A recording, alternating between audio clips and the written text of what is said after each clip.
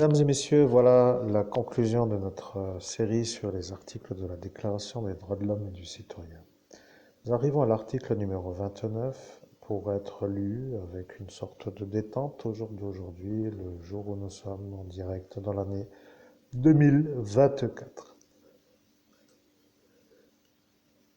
L'individu a des devoirs envers la communauté dans laquelle seul le libre et plein développement de sa personnalité est possible.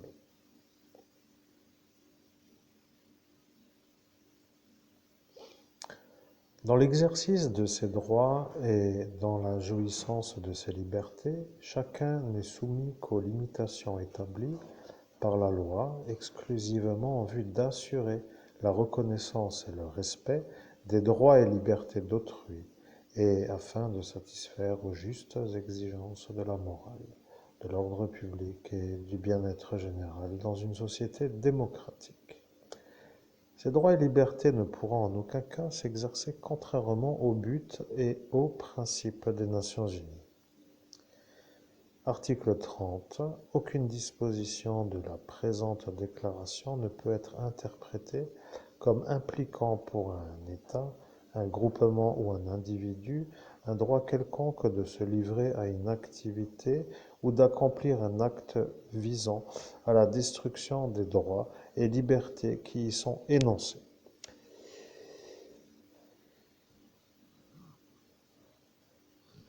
Vous comprenez? Tout est dit. Il n'y a plus d'autre chose à dire. Vous avez l'intelligence suprême pour comprendre tout ce qui est écrit. Sur une porte d'ascension spirituelle, ce qui est dit doit être fait pour arriver à l'étape qui suit. Vous voyez, ceux qui font des effaçages de mémoire pour que les gens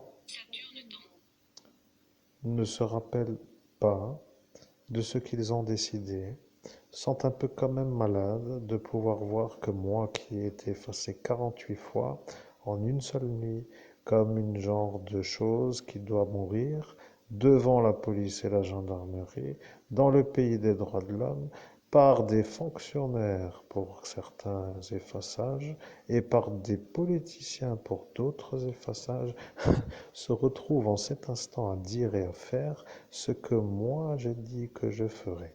Vous comprenez, j'ai lu, sauf l'article numéro 21. Vous vous rappelez, j'ai dit que je le ferais. J'ai dit je ferai toute la lecture des articles, sauf l'article 21. Aujourd'hui, c'est fait. Après 7 ans de tourner en rond avec une sorte de vouloir réussir d'une manière rapide à ne plus pouvoir supporter tout ce qui m'empêche de enfin commencer à réussir à réussir. Il faut quand même dire que certains ont la dent dure, comme pour dire qu'ils ont une haine féroce et malheureusement une jalousie indomptable. Certains ne comprennent pas pourquoi cela est pour moi une vie qui doit être une vie qui réussit. Eh bien, il n'y a rien d'autre à dire. Je suis un homme du pays de la France, donc, ou bien, si vous voulez, de l'Europe, ou si vous préférez, de la Lorraine. Alors, je sais bien que ça n'est pas vraiment toujours ce que ces Parisiens aiment, parce que la Lorraine est une région française pour certains, donc, ou bien une région allemande pour certains, donc, quoi qu'il en soit, le traité des Nations Unies dit que je suis un humain qui a des droits et de me faire cibler pour mon intelligence est un ennui à ma manière d'exister. Je suppose que vous avez compris le sujet parce que si vous comprenez que des nigauds doivent détruire des gens intelligents, ça devient l'ennui parce que vous seriez vous ceux qui comprennent que la France est un État terroriste qui fait comme s'il ne l'était pas, surtout s'il y a une liste qui existe pour défoncer des gens sur le triage. Bien entendu, ceci est une sorte de conclusion parce que je ne veux pas mettre non plus la guillotine à ceux qui ne veulent pas y aller, mais moi, je me dis aussi qu'il serait peut-être l'heure, vous comprenez, de pouvoir enfin faire autre chose que de tourner en rond pour faire autre chose. Alors, si vous avez une idée, si ça m'élève dans la société, si ça m'épanouit, j'écoute. Mais si c'est pour m'enfoncer, je ne veux pas. C'est comme cela que j'ai conclu ce soir-là. Donc aujourd'hui, je raccorde le schéma qui s'appelle le retour à ma propre vie. Je reviens et avec l'insistance de mes adversaires pour la destruction qui était voulue par eux, je suis aujourd'hui à dire que je reviens moi, aujourd'hui, en ce jour, avec l'énergie de vouloir faire comme moi je dis, pas comme eux ont décidé que moi je devais faire. Ça devient incroyable, mais c'est la vérité. Cette longue boucle devient pour moi un problème. Je n'ai pas rencontré de femmes dans des festivals. Je sais que ça paraît anormal à dire, mais il faut comprendre, je suis un homme qui est un brahman, qui est un évêque catholique, qui est un médium et qui se retrouve buggé par des malades neurologiques au service de ceux qui donnent des ordres parce que je suis pour eux, sans vouloir le dire de trop, comme eux ne veulent pas. Voilà, je ne suis pas à leur goût, alors je dois subir des ennuis qui sont assez forts. Mais vous voyez, cette année, 1, 2, 3, 4, 5, 6, 7 ans, pour dire à tourner en rond sur une seule nuit, ça devient une sorte de creux. Vous comprenez, autant au niveau gain qu'au niveau vécu. Ça devient une belle boulette pour dire un beau projet pour ceux qui font des boulettes, sauf que ces bouletteurs deviennent vus par la Déclaration des droits de l'homme et du citoyen. Vous comprenez qu'ils sont maintenant vus comme étant eux. Si là est la réalité, que se passerait-il? Parce que si la Déclaration universelle des droits de l'homme et du citoyen devait avoir ceux qui font les boulettes, ce serait quand même incroyable que dans la sortie d'ascension spirituelle, il y ait en vis-à-vis les fascistes qui n'aiment pas la Déclaration universelle des droits de l'homme et du citoyen et la Déclaration universelle des droits de l'homme et du citoyen.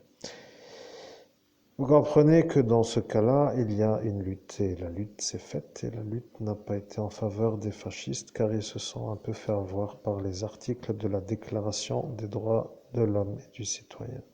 Ceux qui n'ont pas compris devraient se dire que les non-fascistes, pour être un peu dans la logique, qui veulent un être humain qui soit égaux et qui s'épanouit, contrairement à des êtres qui veulent dominer d'autres pour faire des vassaux de leur auteur, deviendraient à cet instant des êtres intelligents.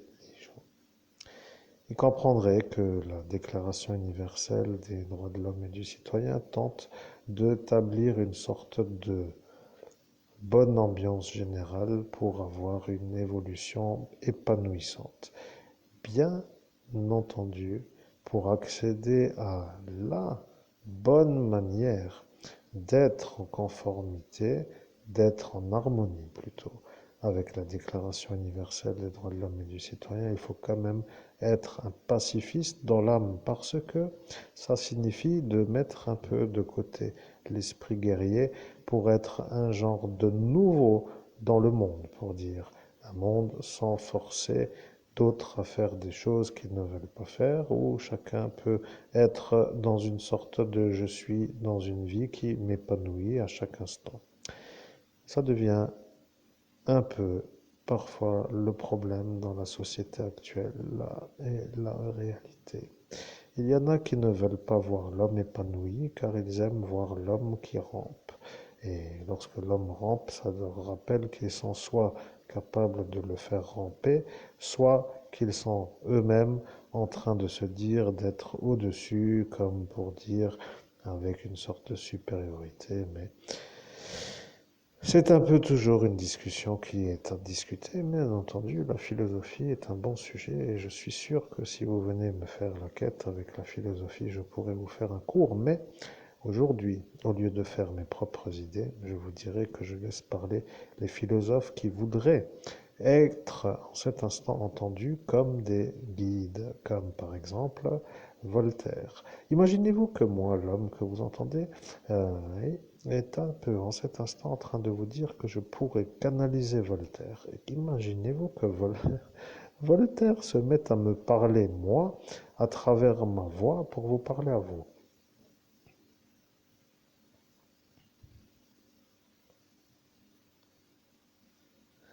Bon, j'entends Voltaire, mais il semblerait qu'il ne veut pas parce qu'il a dit qu'il ne veut pas parce que les idéaux qui sont les siens ne sont plus acceptés par la société d'aujourd'hui comme étant les gens de ce pays. Mais à mon niveau, je ne peux pas obliger Voltaire à parler. Et un homme a cru que j'étais en droit d'exiger de parler comme si Voltaire parlait, avec une sorte de j'oblige à parler. Ne pensez-vous pas que celui-là est le problème à tout le monde?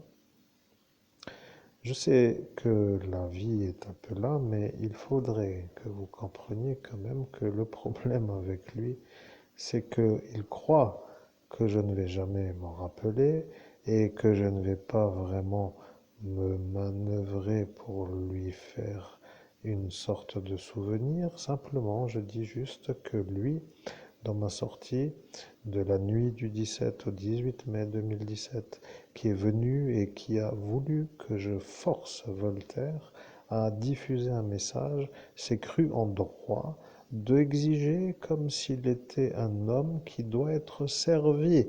Vous commencez à comprendre le problème avec les je dois faire comme eux disent, ça devient pénible.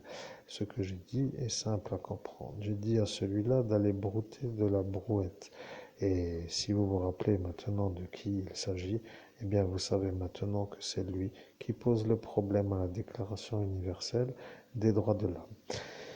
À ma manière, je peux vous dire que j'en ai trois dans la vision. J'ai ce Michel, ce Lucien et ce Joseph Bus, pour dire les trois là. Lequel des trois, je vous laisse choisir selon votre propre perception, car après une nuit intense de neurologie destructive, il semblerait que ce Voltaire est peut-être la réponse. Si je demandais à Voltaire de me dire lequel des trois s'est prétendu être en droit de me faire forcer Voltaire à parler, peut-être que Voltaire ne veut pas trop dire plus.